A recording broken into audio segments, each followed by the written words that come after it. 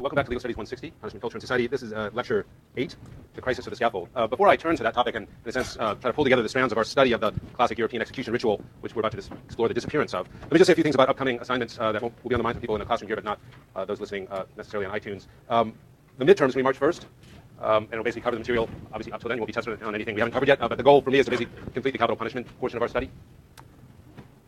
You should also be beginning to think about your papers. At this point, I think just thinking about paper topics that are of interest to you, and we're going to produce a memo for you probably next week that will go into some detail on the paper. Let me just tell you that the basic drill will be, first of all, that you're going to give us a rough draft and get that marked up, and some part of your grade may be associated with that rough draft as well as the final draft you turn in. So it's an opportunity for you to work on your writing, something that we don't get a lot of in the upper division here, but which is very, very important to hone now while you can.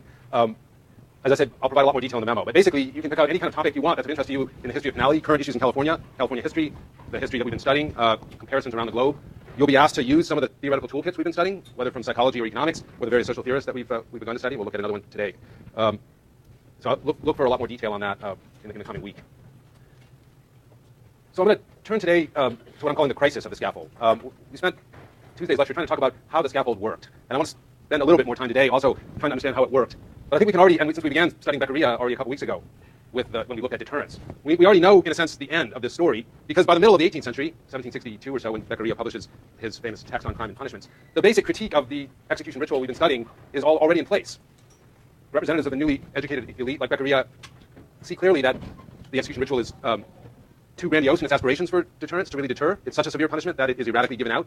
The whole event is kind of a scandal in some ways, full of opportunities for the audience to draw the wrong conclusions and to see the law as what is brutal and unfair, and criminal offenders as victims. So there's a lot of distrust. And we know basically the outline of what Beccaria's generation and really enlightened thinkers from then on saw as a necessary alternative to this. Punishment, as we saw from Beccaria's own writings, must become more lenient, but also more certain. Right? So the scaffold is severe. Hanging is a dreadful way to die, and sometimes additional torments, both before and after death, were added on to make it even more severe. But as we saw, most people escaped the scaffold, and even up to the last minute, they could hope for a reprieve from the scaffold. So it was very uncertain if severe punishment. Secondly, the criminal code itself had to be made highly visible and highly rational. If people are supposed to be steered by the signals coming from certain but lenient punishment to avoid doing what they must not do, then they have to know what that is. And all across the continent after Beccaria, there's a wave of code revisions, and essentially throughout the first 3 quarters really of the 19th century, many of the continental European countries engage in revising their criminal code to come more into line with this sort of Beccarian notion that people ought to be able to know what the law is very clearly and be guided by it reliably. And finally, the method of punishment must be one that allows for very precise calibrations. If we're going to really deter people, as Beccaria showed, it's very important to get the punishment right, because if the punishment is too severe, then the person has an incentive to commit perhaps a worse crime in order to avoid punishment for a lesser crime, and in that sense the system becomes perverse. So all of these problems were evident. The notion of how it ought to be reformed was evident by the 1760s, 70s, 80s. And about a century later, by the 1860s, almost all of this was in place in England and Scotland, on the continent of Europe, in the United States. You had basically a much less severe penal scheme, we'll talk a bit about. You had, at least in some countries, a more rational penal code, and you had, by and large, the prison, or sometimes things like transportation, which, as we'll see, recommended themselves in part because they seem to allow punishment to be sliced very precisely and thinly, 10 months in prison, 12 months, 14 months, etc. But the mystery that I want to focus on today, in trying to get our last sort of understanding out of what made the execution ritual, the traditional execution ritual, so attractive to rulers, at least in England and Scotland, why did it take nearly a century for this fully developed criticism and reform agenda of the 1760s to be put into place? Almost a century. Well, of course, looking back from their future onto our past, it's always easy to question why it took so long. We have no idea there's no metric to tell us how long history ought to take to unfold. But still, when we compare England, which is very much a source of our own legal culture, to the rest of Europe, it takes even longer in England, despite the fact that England has the most advanced commercial economy in the world, what we would essentially call a capitalist economy. By the time of Beccaria, England is well ahead of the continent in developing property of a sort of freely traded sort that we're used to in capitalism, currency of significance, a trade, mercantile trade arrangements of great significance. And yet, what we might expect to be the most eager to embrace the new logic of economic thinking, rational calculus, deterrence, etc., is a country that seems to be going more slowly. So it's in trying to understand that, why the penal ritual hangs on so long, especially in England, that we, I think, can benefit from introducing yet a third toolkit to complement sort of Durkheim, a social theory toolkit to complement, but also to serve as something, an alternative or foil to Durkheim on the one hand, and his analysis of punishment as a reflection of social solidarity and common consciousness, and Foucault and his notion that punishments are really technologies of power that operate to give the state or other powerful actors real tools that they can use to try to maintain their rule. Well, Marxism, as a broad family of social theory, really has, at least in some respects, much in common with both. And I'm certainly not going to be able to give you an adequate introduction to Marxism as a broad gauge family of thought today. Hopefully you've had some chances in history and other legal studies classes or in sociology, political science to study some of this tradition in more depth. I do want to give you just sort of a brief introduction to how we can use the Marxist framework in thinking about punishment and its relationship to not just power in general, but economic power. Now, Marx, who was a 19th century, lived completely within the 19th century, was a brilliant observer of the development of commercial society and capitalism. He studied economics and law as they were understood in those days. And he spent much of his time, especially his masterpiece Capital, describing the development of a new economy based on essentially a pretty ruthless notion of private property, in which some people own the means of production, factories, but also raw materials, etc., necessary for production, while the vast majority own nothing but their own labor that they can bring to the market to sell. Now, this was, as Marx tried to describe, and plenty of his other contemporaries saw this as well, was a break from the kind of traditional societies that Durkheim had, I think, imagined were in some ways continuous with even more primitive societies, and that is feudalism, where you had people essentially very hierarchical and unequal society, but where people lived in fairly small communities, depended on each other for all kinds of social relations. People might be very poor and yet have all kinds of rights to use the forests, use the property that they belonged to the landlord or the lord in some sense, but which they had considerable access to. So it was a much more codependent kind of economy. And what Marx was describing generally was a shift from that to this system based on private property, free market exchange that we are obviously very familiar with today. Now, Marx and many of his fellow critics of this new economy observed that it was producing a tremendous amount of misery in Europe. That is, as you broke up these feudal estates in the countryside and ended up driving lots of people who no longer had an economic foothold in their own communities where they'd come from to large cities, or many of them to North America, some of our ancestors perhaps, there was a lot of misery associated with this. At the same time, it was creating a hugely large and monopolistic economic interests that weren't able to really offer any prospect that those at the bottom would have any chance to get into the ruling elite. This view led Marx to believe that capitalism was basically on its last legs. Even as it was triumphing in the 19th century, it was producing the conditions for its own transformation, creating a vast class of people who had nothing essentially other than their humanity, and that which could form a revolutionary base, and then a very tiny, increasingly tiny capitalist elite that was sort of shrinking as it got richer and richer, and becoming therefore in some ways easier to overthrow and less legitimate. Surely capitalism would not outlive the 19th century, but it did. The other figure on here, Antonio Gramsci, an Italian Marxist theorist who wrote in the first half of the 20th century, is one of our sort of the great theorists to try to answer the question of why Marx's predictions for a rapid end to capitalism didn't come about. For Gramsci, the question was, how does this supposedly miserable working class come to sort of miss its date with destiny, to seize power, to overthrow capitalism? How do they seem to come to accept, in many ways, the framework of domination which Marx and other political economists thought was so powerful and clear to everybody?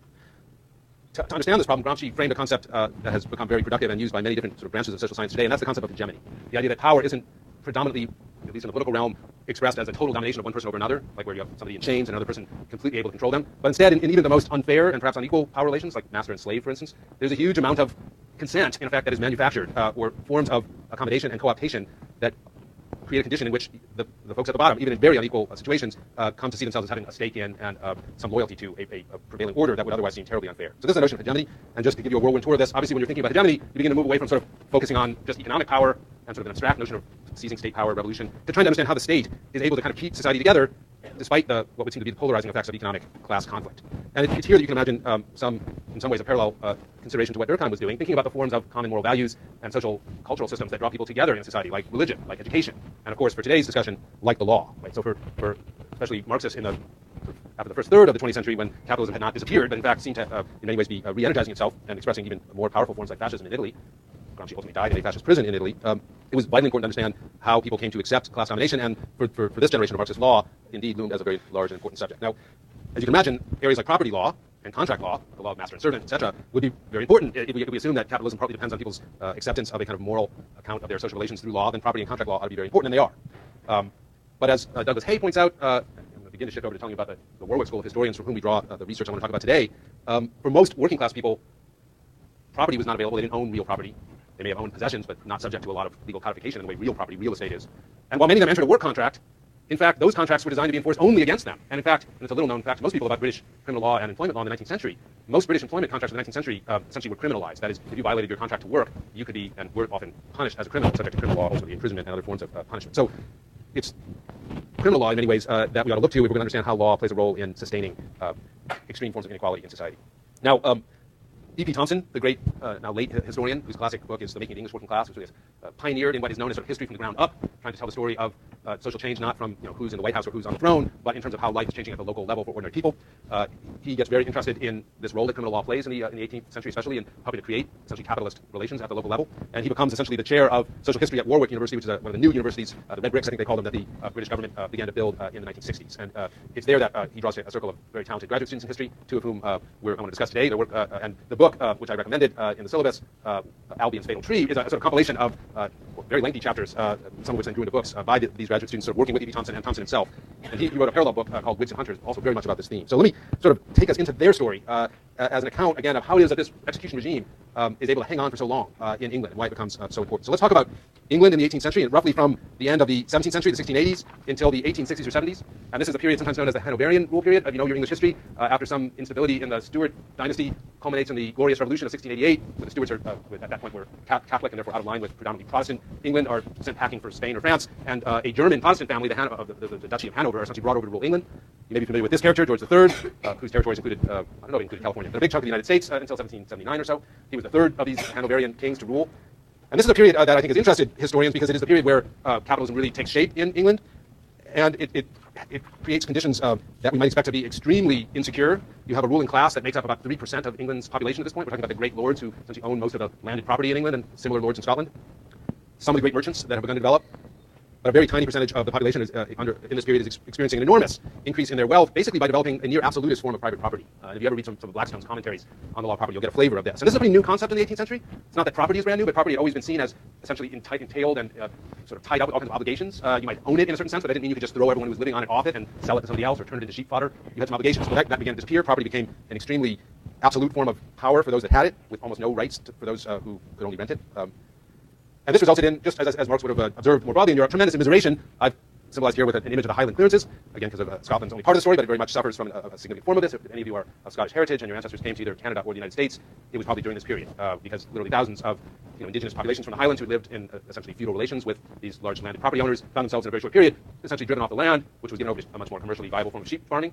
And this population, some of them did go to the large cities like Glasgow and Edinburgh, London, etc., Manchester, and you're getting great growth in the cities, but a lot of them got on boats and headed to North America for better opportunities. So it's a period of striking poverty, starvation, all the conditions that you might expect to be ripe for revolutionary confrontation.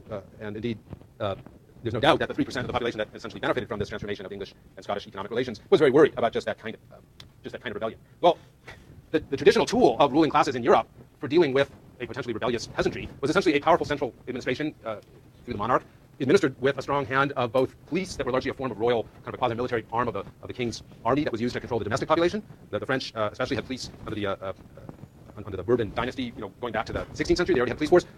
The English ruling class viewed that as a threat. They did not want the king to have that kind of power that could potentially be turned on them. The other thing the French were famous for were essentially private prisons.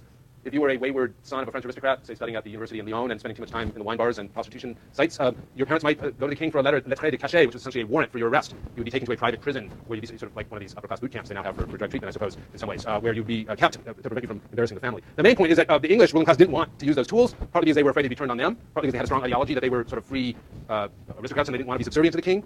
In any event, that left them seemingly in a very precarious situation. How do you rule over a population that you're making very miserable?